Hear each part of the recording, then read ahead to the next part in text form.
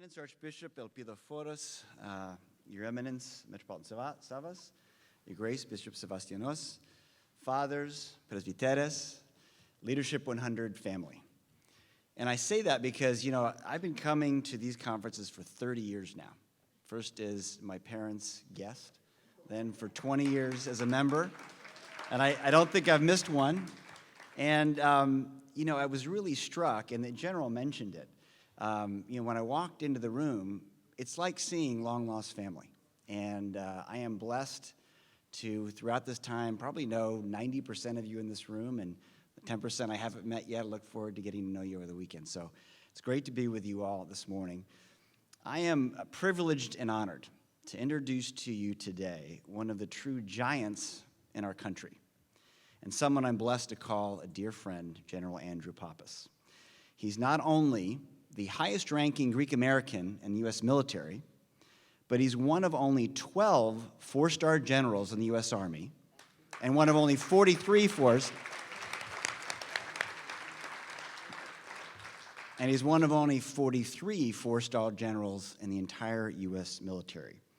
And he's currently the commanding general for 740,000 U.S. Army soldiers.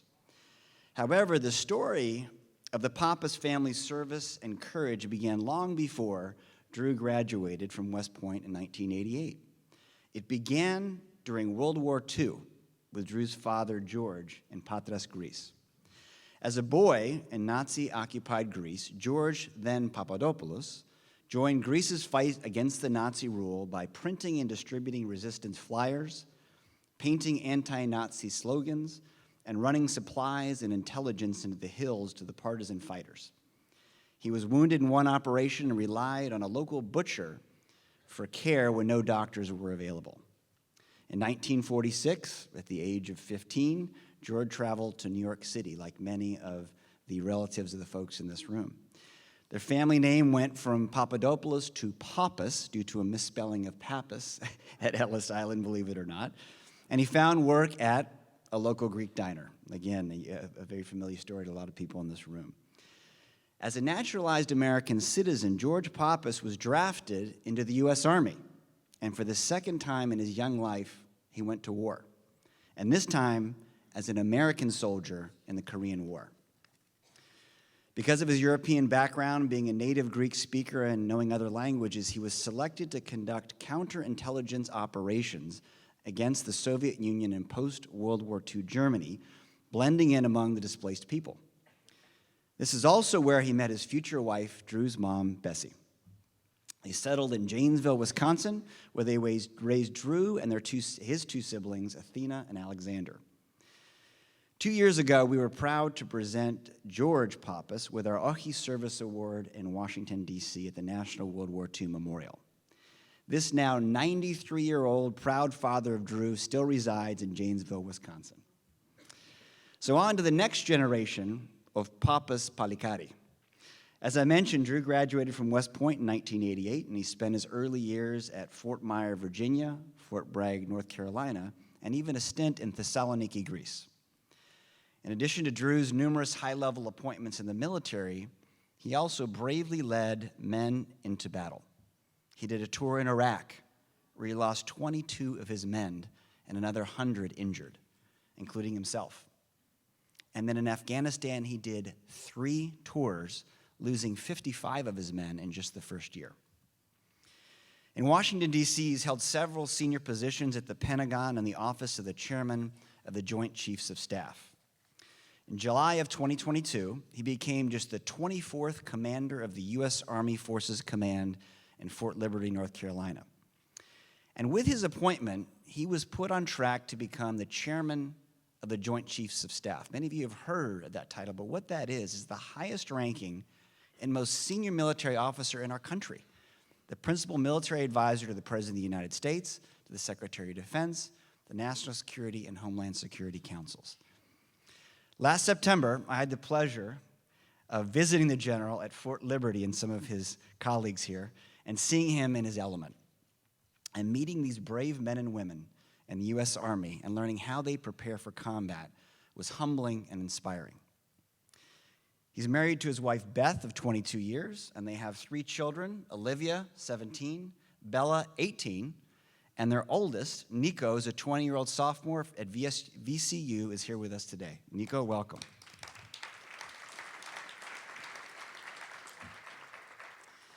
My family has been blessed to know over the last 85 years some of our country's most powerful and influential, and Drew is certainly among them.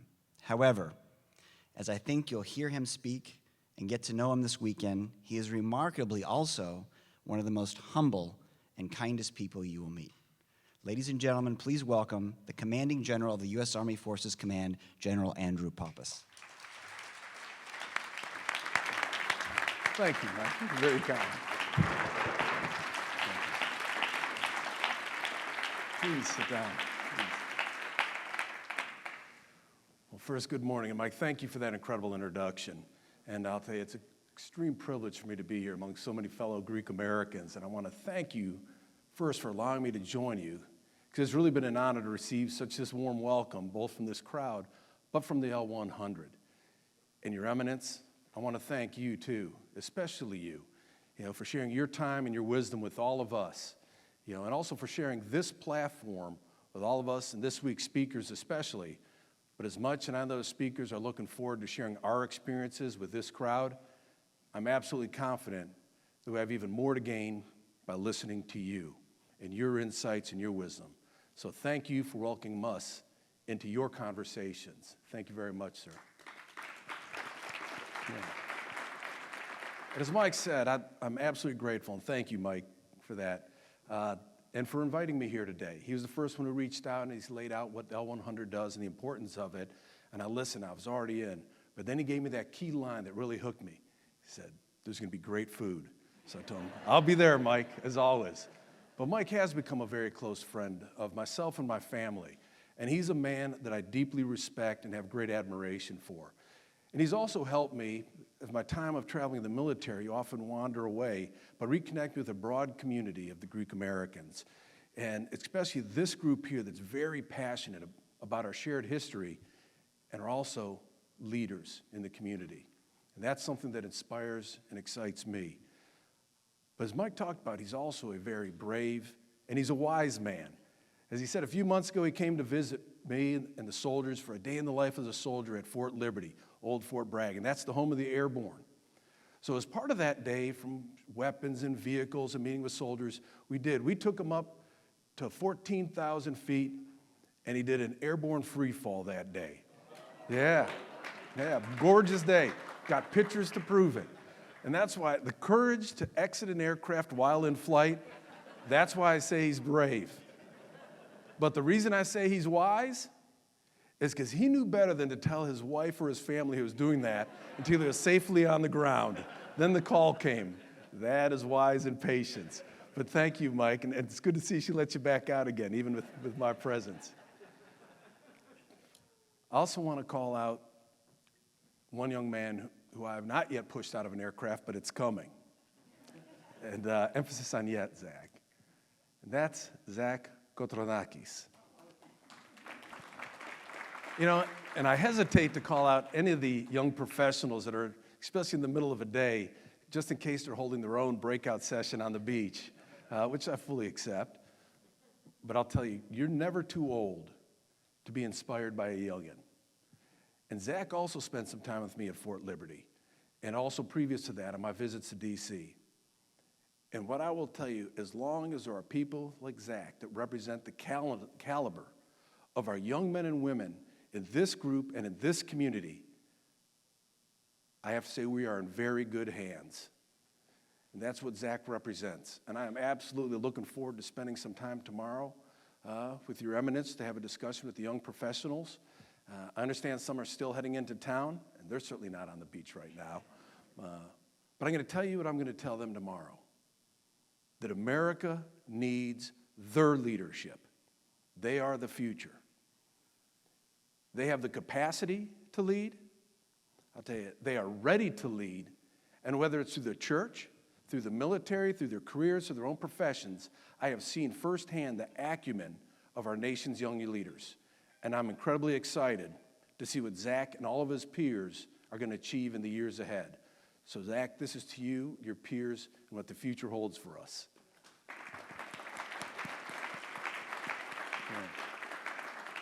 And for Jim, I just want to tell Jim, congratulations on your 2-year extension. That's wonderful. And I'll tell you, the narration that you did was absolutely fabulous. Very well done video, and it articulates everything about the importance and the history of the L100. And also, we also share a love for numbers and a love for math. And when I went off to college, I was convinced I was going to be a mathematician and a scientist. But then in college, they started putting letters and symbols in with the numbers, and I thought, this is crazy. So I went off to the poli-sci, so a little bit different. And as we talk about all this, though, both today's leaders, the future leaders, the person I see setting the example for both young professionals and leading the charge for this entire event, Ms. Paulette Poulos. She's our executive director.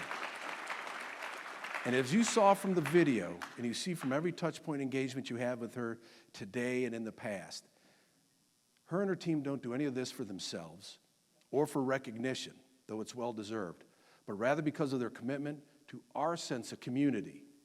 And it's through the actions of the Paulettes, the Mikes, the Jims, and the Zachs, that each of you, that we get to witness service and leadership. And that's the greatest of Greek virtues.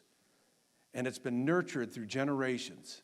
As we have heard from His Eminence, that it's from the ancient world's first democracy all the way through today to the modern era's strongest here in the United States.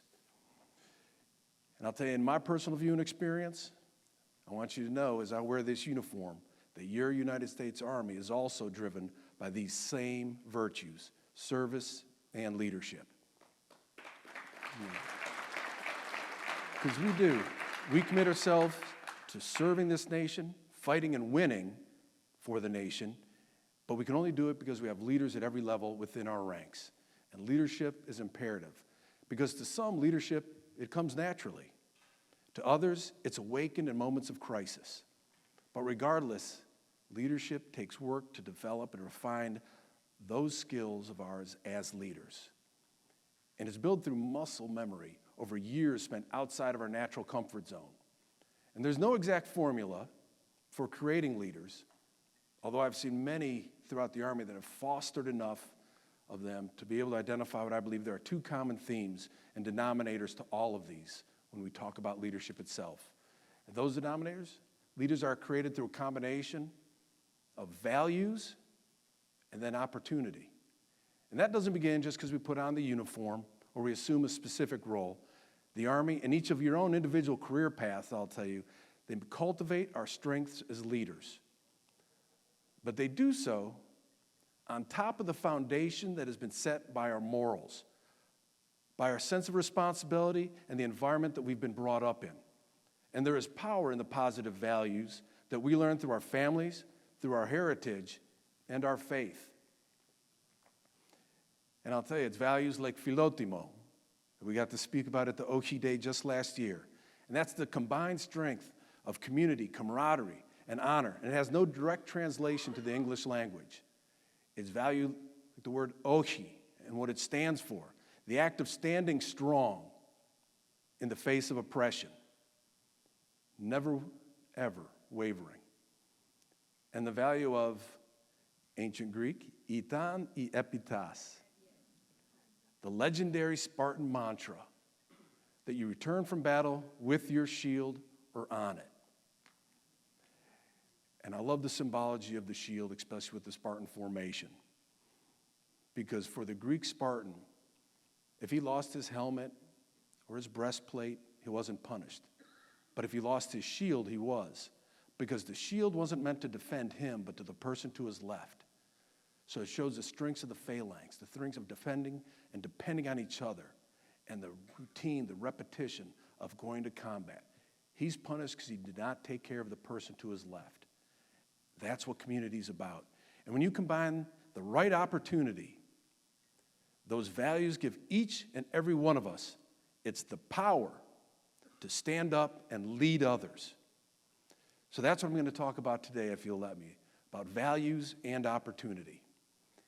And I know it's the case for me, and probably for most of you in this room, But long before I found the opportunity to be a leader, my values were truly born through my family and through the pride and of our Greek shared heritage.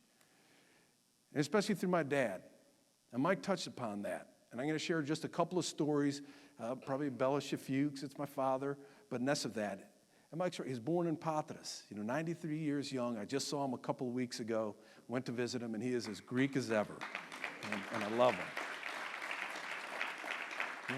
And Mike hit upon it, though. We mentioned the Oshi Day and the importance that had with the Greek communities. They stood up. But in the years of that partisan resistance, as my dad, when that war started, he was just 10.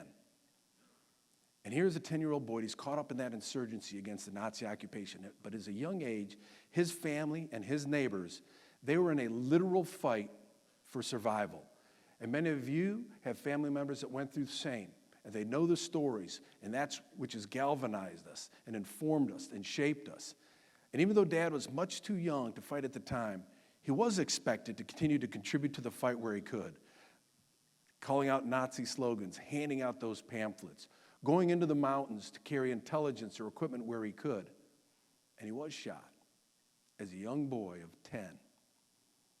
And when he told the story, and I never knew this as a child, but it was only later in life, and I saw the scar, he would never talk about it. And he was shot in one of those by a German soldier, and they couldn't take him to the doctor. And to take the bullet out, they took him to the butcher to cut the bullet out with no medication. And then they held him there for a couple days to see if gangrene would set in and an infection. I couldn't imagine at that age, our papu. That is what, he didn't do any of that, because he was a born leader at 10, but rather because service and freedom were a part of his identity, and it truly is a part of our culture, and we need to cultivate that.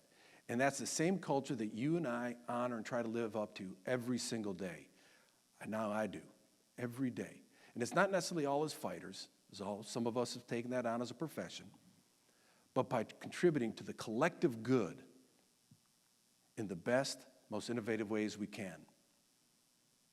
And still as a young teenager, as Mike identified, I couldn't imagine at 15 as that naturalized American putting himself on a boat alone out of Patra, coming across and landing, and then showing up in Philadelphia. And he did rely on the philotimo of the Greek community that was there. He did work in a cafeteria that gave him a place to eat, to sleep, to live, shelter, as he sought out and tracked down family that was in the area. Couldn't imagine that at 15 years old. But that's what our community does. We embrace each other. We make each other better. We strengthen when we rise as one. And when he finished high school, another war happens to find him. And what a career that he had. And he was fortunate. But he joined the Army at that point as an American, and he did it because it's what his duty compelled him to do. And he served over in Europe, and the stories that he tells of working in counterintelligence, working in a place of all the displaced people, still a lot of turmoil throughout Europe, and be able to move relatively freely through the Russian sector and the Soviet sector in order to gain intelligence, pull people out. Holy smokes. That's a lifetime already, and he's just past 20. And he served again not because he was looking for that fight, because he was driven to it. And he proudly served his time and all over there. I was fortunate because he found another phenomenal Greek-American woman who was on her own journey as a journalist and worked through the USO. And natural curiosity that she had, a very strong sense of integrity. And Dad did follow her back to Wisconsin, because that's where her family, when they immigrated across from Salonika, first through Minnesota, then down into Milwaukee. So he followed her back. That's the true test of love, how far you'll go. Married, brother, sister. So the family was raised there. But with the same values imbued in us that made our parents leaders. Leaders in our family, leaders in our community, leaders in this country. And they taught us not to be driven. Don't be driven by profit or by a life of comfort, but you have to strive to earn what's absolutely most important in life. Be driven to support the community, live a life of purpose, show respect, integrity. And Dad is especially, he especially made sure that I earned the most important part of our family, and that was our name. And I have a feeling, I don't know if any of you know what I'm talking about, but who here has ever had the experience of having their name taken away from them? So maybe it's just my family, but I'll tell you, when I got into trouble as a youngin', and it wasn't that long ago, but there's nothing more painful than my dad would pull aside and he'd look me in the eye and he'd say, "You've dishonored the family name."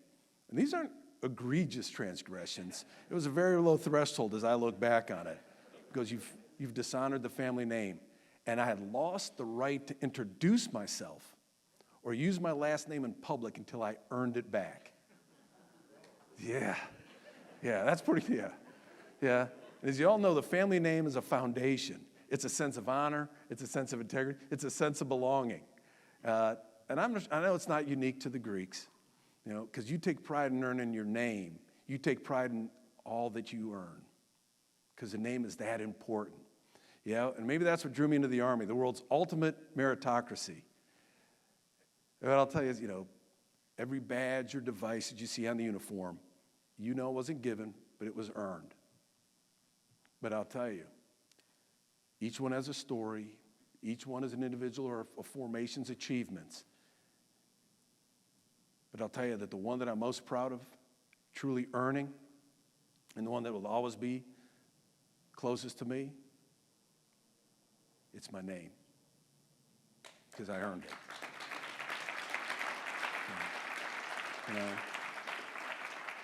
I'll tell you, the last story I'll tell you about Dad, and a phenomenal man. When we were kids, he would always rave about Greece, the beauty, the culture, its food, because it all comes back to food.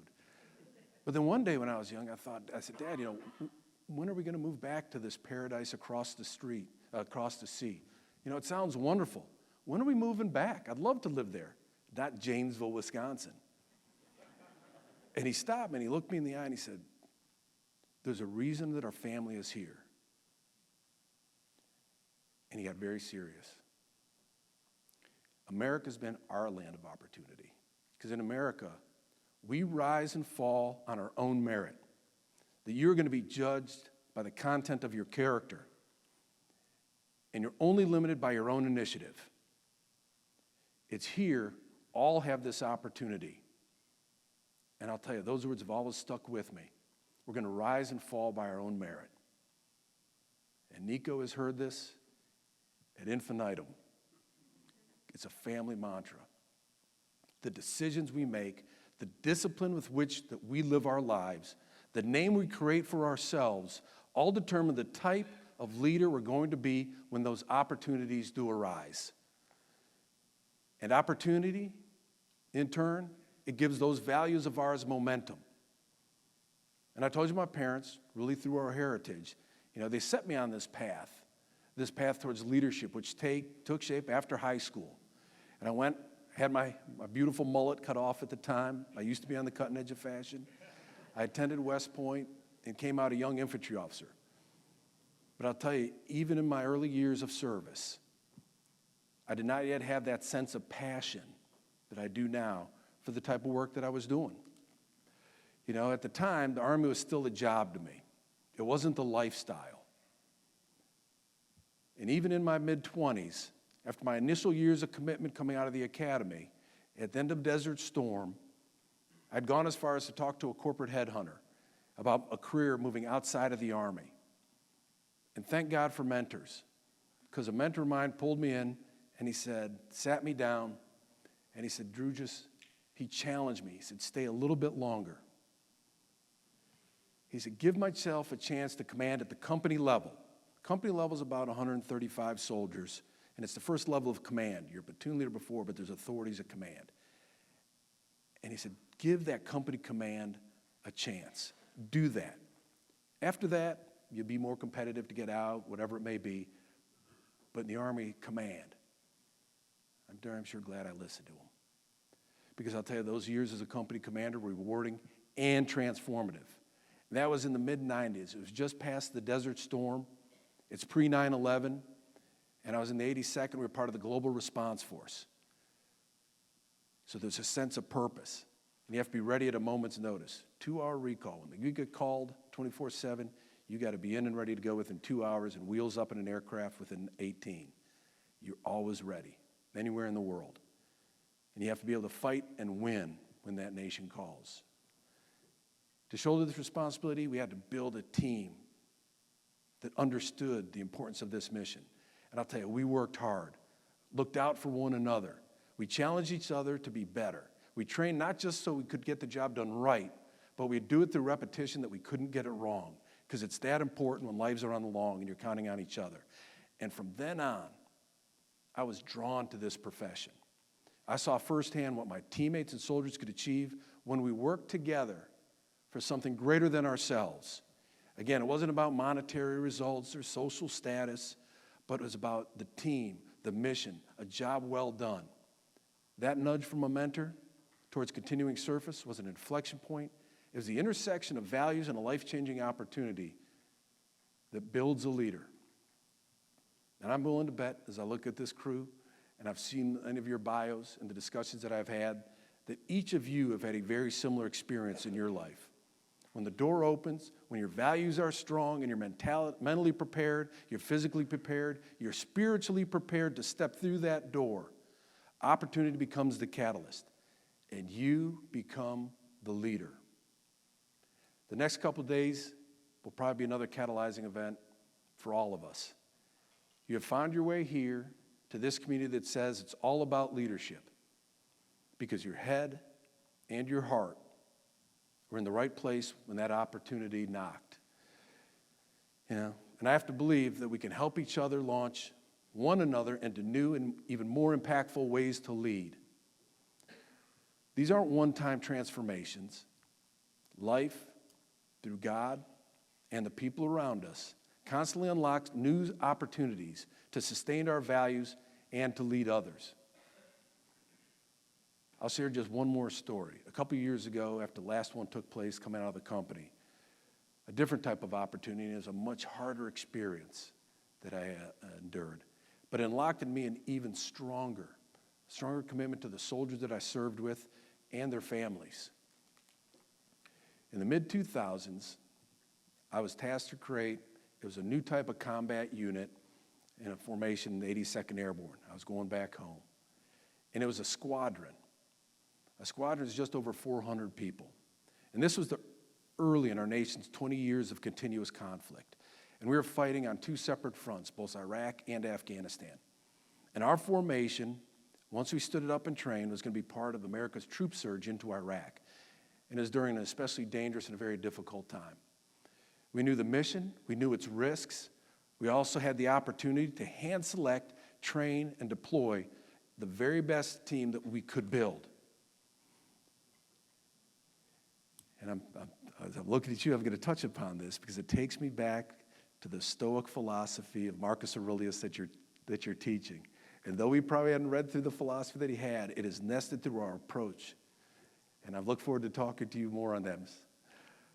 Because we knew that we'd have to survive, thrive, and win in this very remote, violent portion of the desert right along the Iran-Iraq border.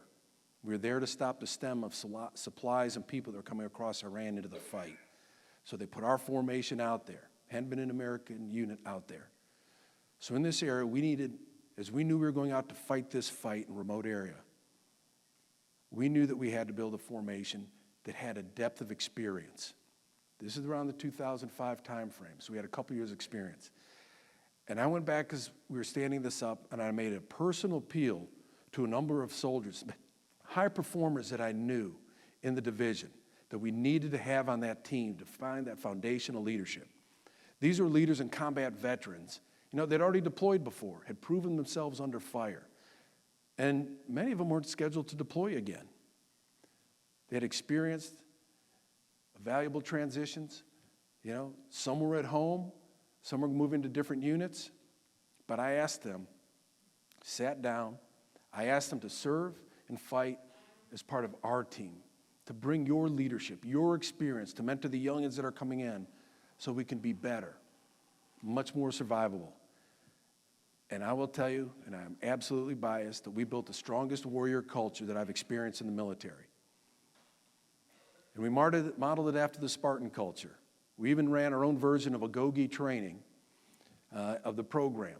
And we built up the Greek values that I referenced earlier, from the icons of the Spartans, to the shield, to the readings that we did, to every aspect of it, to what type of warrior that you want to be. And do you fit this warrior culture that we are building in this formation? And it was importance of holding on to your shield and defending your fellow fighters within the phalanx. That's what it's about. It's not the individual. If you're going to be part of this team, it's a team first. And we will be successful. And it was through very hardships, shared successes, some shared failures, that we built that mentality through physical toughness, determination, and inner reliance and trust. That's what you do to build a team. And I'll tell you, when at Fort Liberty, and you jumped out there, when we'd jump, when others would ride back, we'd put on extra weight and we'd walk back. When we had a 3-day exercise, we kept the formation out there for a week. We would move to locations and we'd cancel meals so you could learn to fight hungry, but the mission continued on. And that mentality of building the team, depending on each other, sharing the load, it kept us strong through 15 months of continuous conflict in that crucible of combat. And Mike's right. We lost 22 of that 400. And that includes some of those who I personally sat down with and sat with their family and asked to stay and serve on our team. And I made the calls back to those family when they passed. Over 100 more were wounded in battle. But I'll tell you what stands out to that is even though they were wounded, many of those that could, having embraced that culture, understanding the teamwork and the culture, that warrior ethos, our team within our phalanx, many of those wounded refused to leave. They stayed, they healed forward. They fought through pain, anything to get back to the battle. They were unwilling to drop their shields. Through adversity, what we found is we'd galvanized that formation. We grew tighter. We never lost our focus. It built our resolve, and we never quit. And we still take pride because we did achieve our mission of the time. We brought stability to an unstable region. We denied safe havens to terrorists, and these were the terrorists that were plotting to attack Americans both in Iraq, then also across the ocean. We want to keep it an away game. But I'll tell you, from that experience in 15 months and coming back and then meeting the families, even today, not a day goes by, not a day, that I don't take the time to remember our teammates. I reflect on their bravery and do all I can to honor their service and the sacrifice they made. All right. I'll tell you, it's the best and the worst times alike, maybe even combined, that allows us to reach our potential as leaders. And I'll tell you, that experience in the crucible of combat, it solidified our team's commitment to one another. And then from then, I knew back from 2007, the day I got back and getting with the families, that I was going to stay in uniform. I couldn't leave until that fight was over, and I couldn't leave because of the sacrifice those had made that we had asked to stay on. I'll tell you, coming out of that, I was ready and resolved for the next opportunity to lead. And just as the way Dad's community back in Patra, they did for him, or he and my mom did for me and my siblings, that from that point on, I had been inspired to help others. They live a life of service, live a life of discipline and honor. That's our role as leaders. And not simply someone, who is ready for an opportunity, but we as leaders have to actively create those opportunities for others and mentor them and shepherd them through those opportunities so they can achieve their full potential. Now, we all seek to do it. We carry our foundations forward. We help others to do the same. And my favorite, John Quincy Adams, he said it the best. As you look to each other, if your actions inspire others to dream more, learn more, do more, or become more, you are a leader.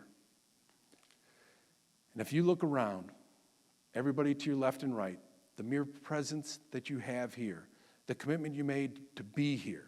Your actions are inspiring others today. Your families, your communities, your teams that are back home, and the people you touch through your faith in this organization, they are all counting on you to lead them forward. You do have strong values. You wouldn't be here if you didn't. You have opportunities. Some say, and some may come to you.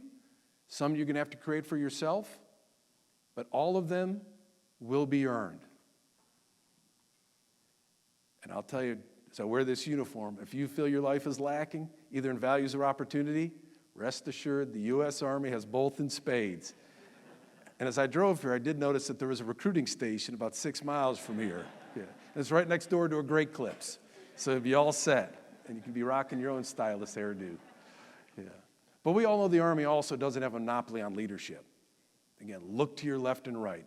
And just as you look at the slate of leaders who are going to be speaking over the next couple days here, life-saving doctors, pioneers in faith, world-class public servants, and executives, all committed, I will tell you that we are fortunate because we truly are in rare company. And I hope it's as clear to you as it is to me that with the values that we share, we will meet success together.